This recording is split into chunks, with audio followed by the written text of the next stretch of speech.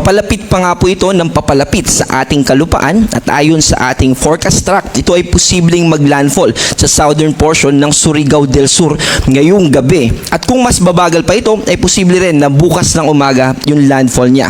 At sa kasalukuyan, ito ay nasa layong 150 kilometers east ng Hinatuan, Surigao del Sur. Sa kanyang tropical storm na category, ito ay may lakas ng hangin malapit sa sentro na umaabot ng 75 kilometers per hour at pagbugso o yung biglaang paglakas ng hangin sa paligid nito na umaabot ng 90 kilometers per hour. Sa kasalukuyan, ito ay kumikilos pakanluran sa bilis na 25 kilometers per hour. At base po dito sa ating forecast track, magpapatuloy yung generally westward movement nito. At pag landfall nito, habang binabaybay niya yung northeastern part ng Mindanao, ay mananatili ito na tropical storm category at babaybayin na niya from westward na direction, magiging northwestward na papunta dito sa pagitan ng Mindanao at Visayas, papalapit pa dito sa Sulu Sea.